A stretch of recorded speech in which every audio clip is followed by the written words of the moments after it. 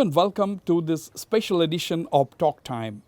My guest today is well-known business leader, founder and chairman of IPL franchisee Rajasthan Royals, Mr. 𝗥𝗷𝗀𝗁 𝗏𝗂𝗏. Mr. 𝗥𝗷𝗀𝗁 𝗏𝗂𝗏, welcome to my show. Thank you so much, Vasvi. Pleasure to be with you. Pleasure, always a pleasure talking to you, 𝗥𝗷𝗀. It's the IPL season. IPL has just begun and Guwahati is hosting at least 2 IPL matches, if not 3. Now the big question is, your franchise is also playing the first game against 𝗥𝗷𝗀𝗀𝗏𝗂𝗏 on the 26th. My question is, has Assam found a new place in the map of Indian cricket, or for that matter global cricket? Because a lot of matches are coming up, not just IPL. We are also going to host ODI series. There will be a test match between India and South Africa, and women's ICC championship ODI, at least 5 to 6 matches are going to be held in Guwahati. What do you think? No, the facts are different from just thinking. The reality is we are seeing that over the time, 60s, 70s and 80s, 80s was an inflection point for actually all kinds of sports in the world. With the advent of TV, I think sports started to spread. Radio supported it, but not to the extent. Earlier we used to see cricket matches and all that in the radio and transistors. Then slowly it moved to the TV. And this TV situation has led to the digital boom. So the digital boom has helped to spread it. But without infrastructure you can't do it, and without administration you cannot do it. So I think 2 good things about the Assam situation is that they have spread what I would call the Eden Gardens of Calcutta has come to Guwahati now. Right. What was in the 60s and 70s, Eden Garden was the capital, everybody used to want to go there. So physically also, in addition to all the other medium I'm talking about, that Guwahati has suddenly become the hub of sport. And of the most important sport, cricket is most possible. And out of cricket, the carnival of cricket is IPL. Absolutely. So, you know, it's really a carnival, it's a party time. I don't think the states and cities are understanding how they can make the whole ecosystem even grow further. Every night should be a party. Every night should be people dancing on the street. It should become like the Spanish carnival in EPL. The glitz and glamour of IPL. Yes, the glitz and glamour of IPL, because in the cricket stadium is cricket, but actually outside is the carnival. It is for people to enjoy themselves. So when 2 matches are held here, I believe this whole 1 week from 25th right up to the 31st should be one of dance and pleasure and leisure, and everybody should enjoy themselves. There is already a huge buzz around the IPL matches, and particularly Rajasthan Royals, particularly KKR, and these are the fancied teams. They are coming and it's already a hype. Now my question is, how do you think this is going to boost destination Assam, or Assam as a destination, whether it is for sports, whether it is for business?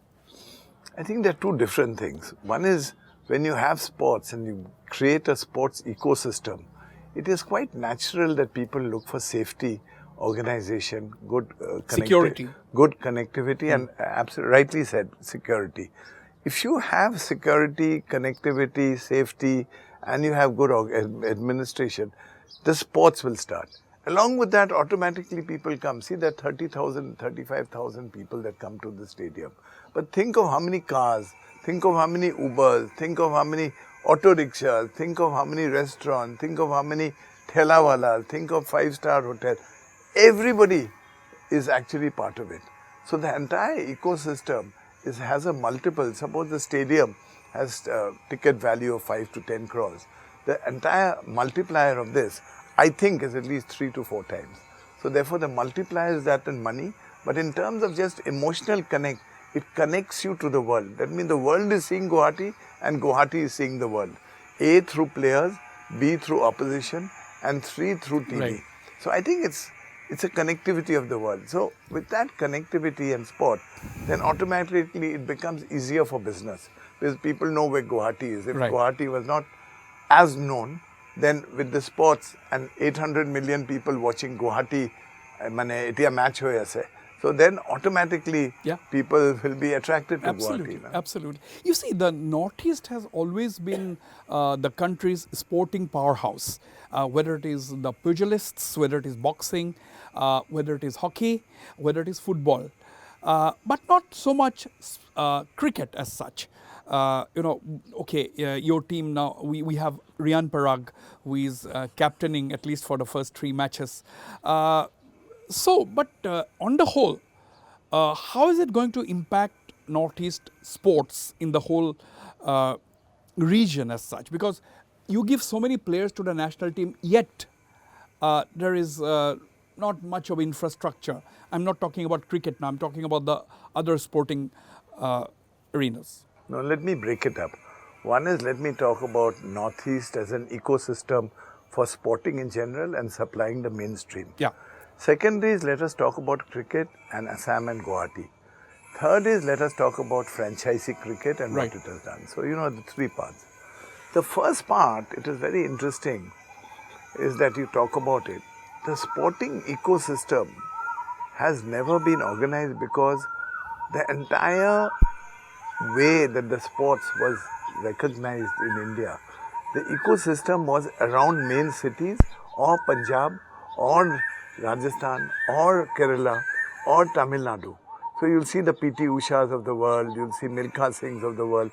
You'll remember names in the sporting ecosystem from others. Right. That is because all roads led to Delhi. Now there's a distribution of this kind of learning because of digital mainly, TV. And therefore others are saying that, okay, why can't we be that? Sunday sports has become or has the possibility to create an entire employment generation and economic activity. So when you have a business plan, people talk industry.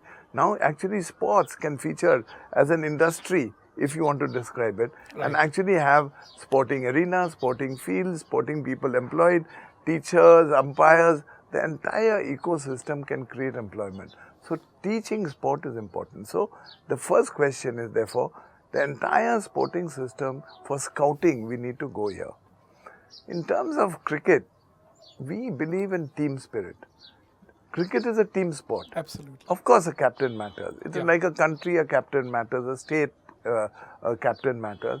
And you'll see, meaning of late, wherever the captains are powerful and strong and want to do things, irrespective of their feelings of how they manage their delivery, if they don't deliver good economics, if they don't deliver good connectivity, good education, good healthcare, they will not be in power for long.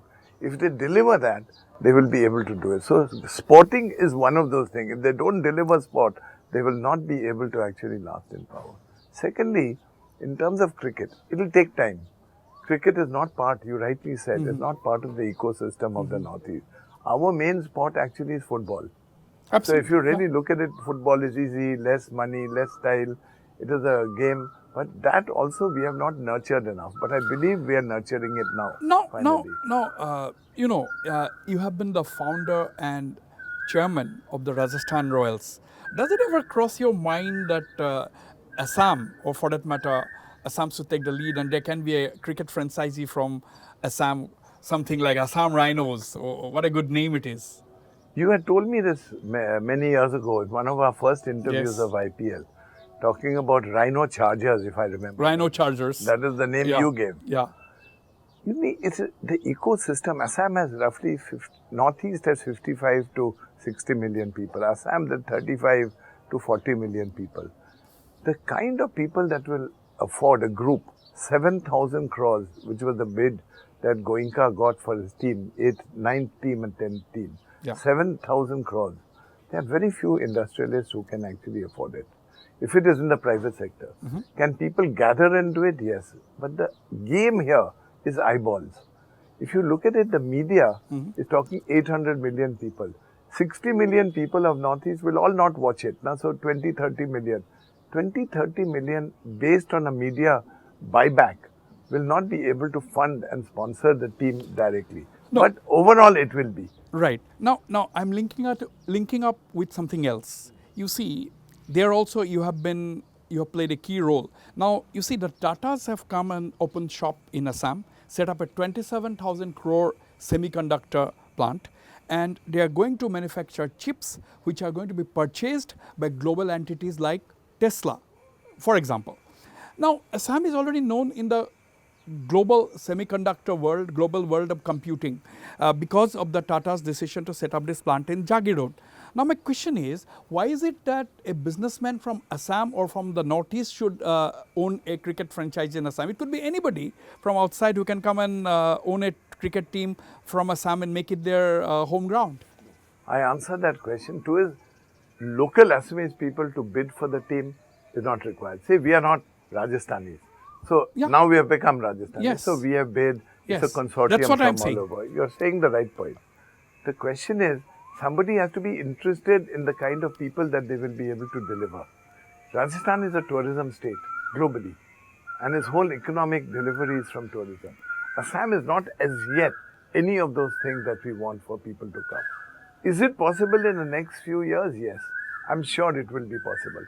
But right now, I don't think the economics will be gelling for it. When, as and when it is possible, the name is already there, Rhino Chargers. I have given, and you have once again acknowledged it today during this interview.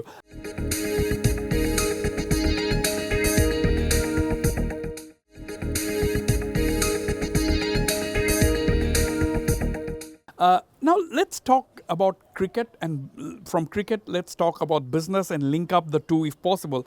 Now you see Advantage Assam 2.0. Now the entire India Inc. came in huge strength, starting from Mukesh Ambani to Gautam Adani to Vedanta Group to the Jindals and so on and so forth. Now the point is, we had 70 diplomats of foreign missions from New Delhi came, led by none other than our own external affairs minister. It created a huge hype.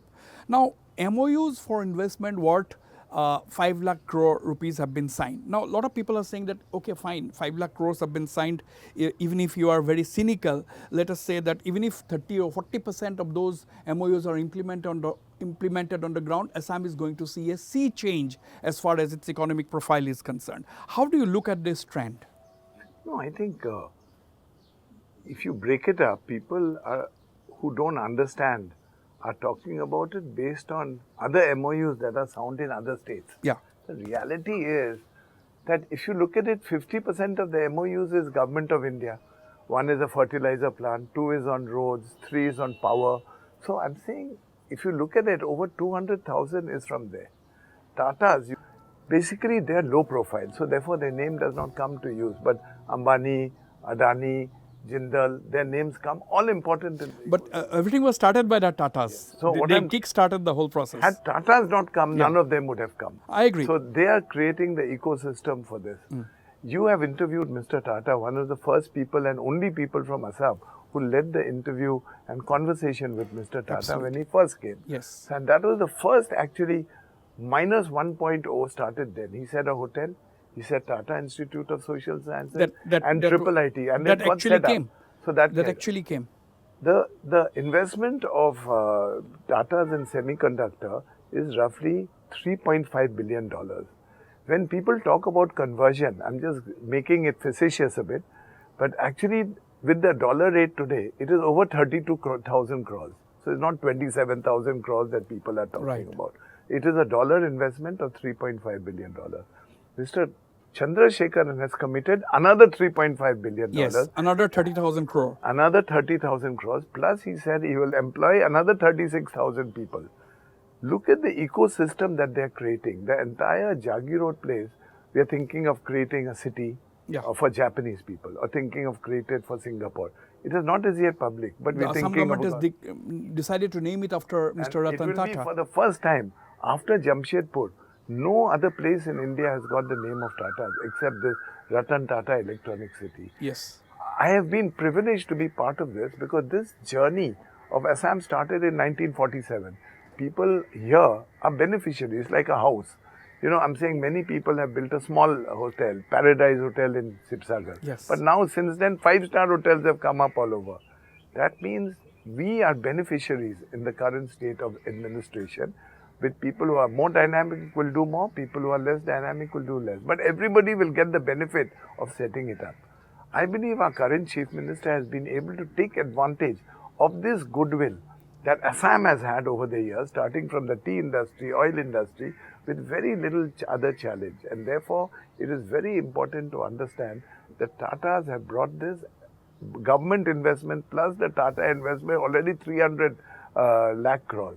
So if you add Ambani, Jindal and all these other people, minimum 100,000. So 4,00,000 crores kahin nahi jane wala hai. All the rest will happen. You think that they're actually going to be implemented? There is no doubt about that. Already implementation has started, no question of going. So I think all these people who are not involved with it have a view because they're all naysayers. You know, you need yes-sayers to say yes, it is possible, we need to push it. And that is why we are there, we don't give up. We are with the Chief Minister, every day he's taking a review on where is this, what have they said, what. So this time it is unlikely it won't happen. I think right, because he has reversed the process. Earlier the MOUs used to be signed and then you decide whether it will be feasible or not, and then you go and look for land, etc. But this time the reverse has been the case. You studied the situation, feasibility, and then you signed the MOU, then you announced. Yes, correct. So I think the main thing of the thinking has changed primarily because the landscape has changed. If earlier people talked about tea and oil, hydrocarbon industry and oil industry, only one person today talked about, Mr. Agarwal talked about hydrocarbon doubling. Yes. Nobody else talked about it. Everybody else talked about new wave industries and energy, which was very important for this. Clean energy in form of thermal. Not all coal power is bad, you know. As you said, you have very rightly said, because when we talked about industry and business in Assam in the past, we used to talk about oil, we used to talk about tea, and later gas. But today we are talking about semiconductors, we are talking about aerospace, we are talking about defense production, and we are also talking about aroma and fragrance. Yes. That's very interesting to me. I mean, I found it very interesting because they're talking about agar wood as an industry, because they used to take out the wood and processing used to take place elsewhere. But everything is going to take place here now. No, I think agarwood industry was led by the Hojai group of business, Ajmal. They have done a fantastic job because they already did it. And Ajmals have done a very good job in Dubai, Bombay. Yes. If you go in the center of Bombay, Ajmals have got a shop. They have promoted the brand Ajmal, and it's all from agarwood here. It is true that the government of Assam had latched on to that and said, let us make this a bigger industry perfume, and they will try, and I'm sure that they will succeed. But what is really relevant, what is the new wave of industries in the world? In 2100, what will the world look like? If you look at that world, there will be three big movements to it. One is the digital IT space. It seems to be actually there because it is out of technology, then comes digital, in digital comes AI, from AI comes machine learning, from machine learning comes ChatGPT and everything else. All the industries that we are trying to attract are from that. So 200 years later, what the tea industry was, these industries will be celebrating 200 years of doing this. So there's a change in phase. So if you look at employment patterns, these industries, I think in 10, 15 years time, will require, say, already we are saying 30,000 people for digital. Now with the data centers that are coming, that's a new thing that was announced this time. With the data centers and along with Assam Engineering College and IIT, the data centers itself will employ another 1 lakh. If you extrapolate that for 10 years, you will see that at least 1 million people will be employed in this new business. In the old business, which is tea, along with small growers, because that is important, there are roughly about, I think, 6 million people directly and indirectly. This business, direct employment will be 1 million, indirect will be 3 times more, 3 million. In a short span of 10 years, that is the impact that it will have. On the other side, the industry of tea will start declining in terms of people. However, the next big industry is food industry. I think nobody has really invested big time in food. Food will be the biggest industry that will be there. No, another trend that we have been watching, I'm sure you have also taken note of that, is the decision of the Bhutanese government led by the king to set up what is called the 𝗥𝗷𝘀 Mindfulness City. Now, an airport is being built by one of the top, consultants and at a cost of USD 500 million. That is only the first phase, and that airport will be able to handle 130 to 40 flights a day. Now, that being in close proximity of Guwahati, Guwahati airport is also getting tremendous boost and expansion. Now, do you think with the situation in Bangladesh suddenly turning hostile, Myanmar being unstable, do you think India, it will be practical for India to look at a new neighborhood with Assam as the hub, because all these countries in the Southeast Asia are within 3 hours of flying distance from either Guwahati or 𝗥𝗷𝘀. So that is also, the chances have become, looks like real now. No, there are two parts to it. I think to promote 𝗥𝗷𝘀 as a wellness capital and to actually say that Bhutan is the wellness country of the world is a very good idea. Now these figures of 130 million and all are, I think, far-fetched. 130 flights. Yeah, 130 flights. No, that's a different issue. Whether it takes place or not is a different issue. No, even if it takes place, the carrying capacity of Bhutan cannot take that. But the moment they do it, then it's no more a wellness center, because there'll be so many flights, 130 flights. Guwahati today has 65 flights, and that too we are seeing. No, I'm talking about the capacity. Yeah. How do you leverage between these two things and make a new neighborhood for India? I'm coming. Yeah.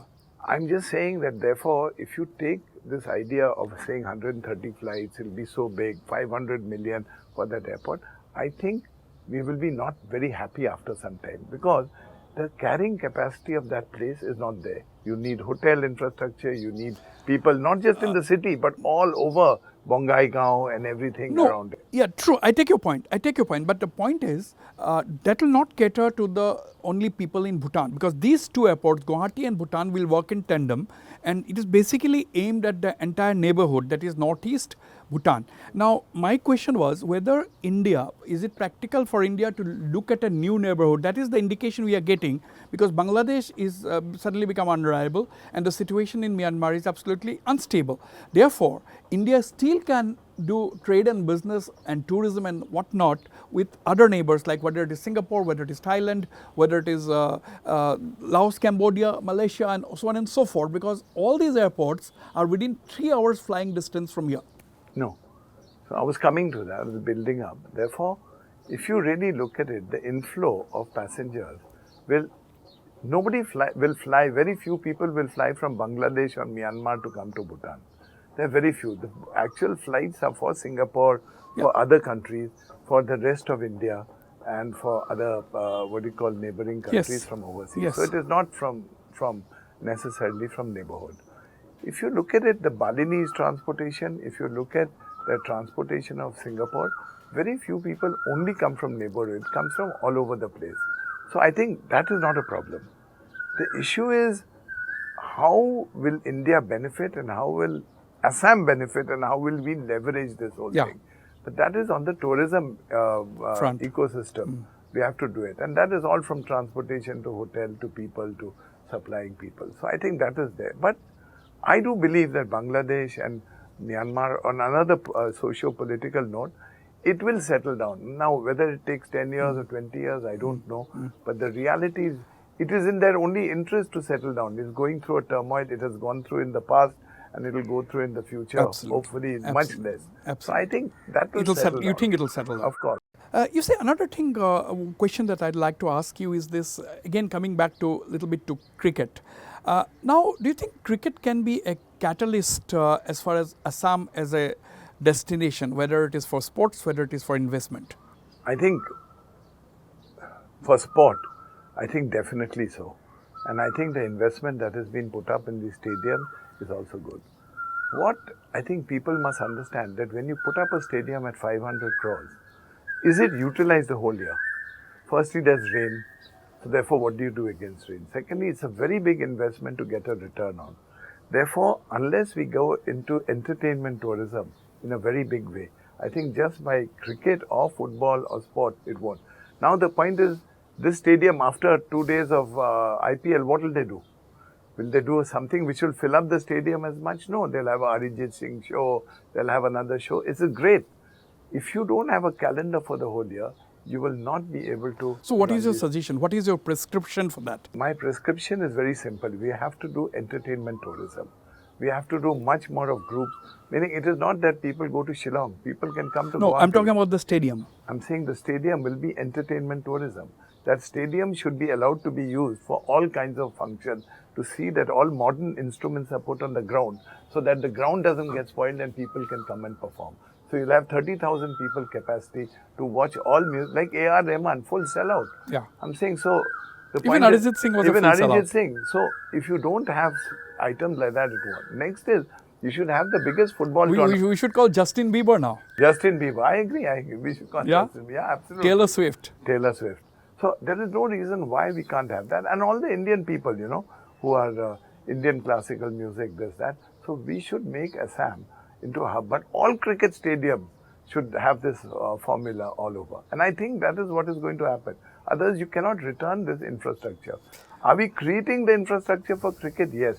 Infrastructure of cricket plus entertainment is a must. Absolutely. You are someone who has been working behind the scenes, and we have, on the other hand, we have Dr. Himanta Biswa Sharma, the Chief Minister of Assam, who has been leading from the front as far as shaking and moving things in the state of Assam. Now, on the whole, you have seen it all. You see, you have met so many chief ministers in the past. Are you absolutely optimistic now? A lot of people are saying that things are really moving on the ground. You are very optimistic about Advantage Assam 2.0. What kind of a scenario do you see in the next 5 to 10 years as far as Assam is concerned? I think the next 5 to 10 years in Assam will be one of high investment in infrastructure, high investment in buildings and ecosystem services, high investment for tourism, and high employment as a result of all of this. I also think education institutes in the area of IT will become rampant and will grow much more, so that we can actually create and funnel everybody. For example, already in 𝗥𝗷𝗀𝗀𝗁 Road, we have taken 1,500 girls to Husur to train. Only girls. Yeah. So those 1,500 girls They'll are come coming back. And they already started, and the whole ecosystem of that will be very different. So women and men employment will be there. What people don't know in Assam, just on a smile idea of just smiling, is that the tea garden was one of the most emancipated industries. 53% were women and 47% are men. So in Assam, this problem of men-woman ratio was never an issue. So it was with this oil industry when it came. Yeah. The problem started. Absolutely. So I think industrialization in the future will see more equality of women and men, more education for sciences, more education for ecology, more education for tourism. Absolutely. The golden millennium from Assam is actually starting only now, Mr. Ranjit Bhattapur. Thank you. Thank you very much for speaking to me. Thank you very much.